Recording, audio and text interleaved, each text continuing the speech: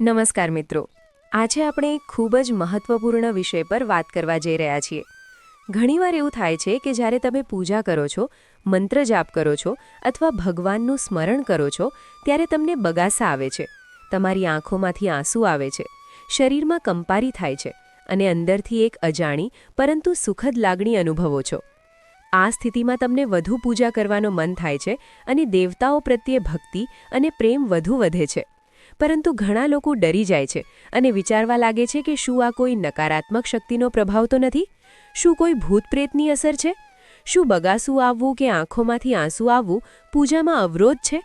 કેટલાક લોકો તો આ ભ્રમના કારણે પૂજા અથવા મંત્રજાપ અધૂરો છોડી દે છે. સૌથી પહેલાં સ્પષ્ટ રીતે સમજી લો કે પૂજા દરમિયાન બગાસું આવવું કે આંખોમાં આંસુ આવવું કોઈ નકારાત્મક શક્તિની નિશાની નથી. આ કોઈ ભૂત પ્રેત અથવા અવરોધનું લક્ષણ નથી. તેના પાછળ આધ્યાત્મિક અને માનસિક કારણો છે. જ્યારે તમે સંપૂર્ણ સમર્પણ ભાવથી ભગવાનની આરાધના કરો છો, તમારા ઇષ્ટદેવ સાથે માતા પિતા જેવો સંબંધ બાંધો છો, હૃદયની બધી વાતો તેમની સામે મૂકો છો, ત્યારે તમારી અંદરની ભાવનાઓ જાગૃત થાય છે. એ ભાવનાઓ એટલી ઊંડી હોય છે કે આંખોમાંથી સ્વાભાવિક રીતે આંસુ આવી જાય છે. આ આંસુ દુઃખના નથી, આ ભક્તિના, સમર્પણના અને અંતરાત્માની શુદ્ધિના આંસુ છે. જ્યારે તમે ધ્યાન કરો છો અને એકાગ્રતા સાથે કોઈ એક બિંદુ પર, ખાસ કરીને આજ્ઞાચક્ર પર ધ્યાન કેન્દ્રિત કરો છો, ત્યારે મનની અંદર દબાયેલા વિચારો, ભાવનાઓ અને ઊર્જા સક્રિય થવા લાગે છે. ધ્યાનની ઊંડાઈ વધે ત્યારે શરીર શાંત થવા લાગે છે અને મગજની સ્થિતિ બદલાય છે, જેના કારણે બગાસું આવી શકે છે અથવા માથું થોડું ભારે લાગે છે. આ એક સ્વાભાવિક પ્રક્રિયા છે. બીજું મહત્વપૂર્ણ કારણ છે ઊર્જાનો પ્રવાહ. આપણા શરીરમાં વિવિધ ચક્રો હોય છે, જેમાં મૂલાધાર ચક્ર સૌથી આધારભૂત માનવામાં આવે છે. જ્યારે તમે ભજન, કીર્તન અથવા મંત્ર જાપ કરો છો, ત્યારે સકારાત્મક ઊર્જા તમારા શરીરમાં પ્રવેશ કરે છે અને સૌપ્રથમ મૂલાધાર ચક્રને સ્પર્શે છે. જ્યારે આ ચક્ર સક્રિય થવા લાગે છે, ત્યારે શરીરમાં કંપન, બગાસા અથવા આંખોમાંથી આંસુ જેવી પ્રતિક્રિયા દેખાઈ શકે છે. આ સકારાત્મક ઊર્જાની નિશાની છે, નકારાત્મક શક્તિની નહીં.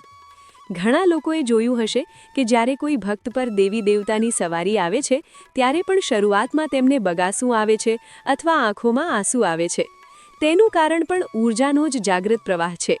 જ્યારે ભક્તિભાવ ઊંડો બને છે અને મન સંપૂર્ણ રીતે સમર્પિત થઈ જાય છે, ત્યારે શરીર પોતાની રીતે પ્રતિક્રિયા આપે છે. જો તમે નિયમિત રીતે મંત્ર જાપ કરો છો, ધ્યાન કરો છો અને શિસ્તબદ્ધ જીવન જીવતા હો, તો ધીમે ધીમે તમારી આંતરિક શક્તિ જાગૃત થવા લાગે છે.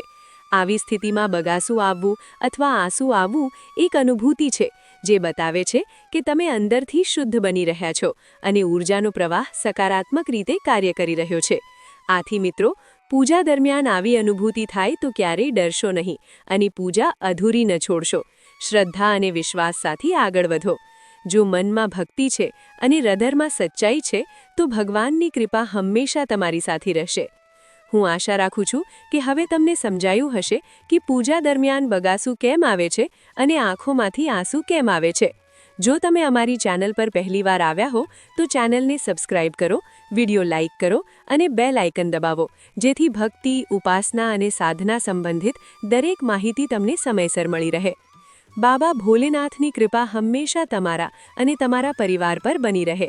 તમે હંમેશા સ્વસ્થ, સુખી અને સમૃદ્ધ રહો. ઓમ નમઃ શિવાય. ઓમ નમઃ શિવાય. ઓમ નમઃ શિવાય.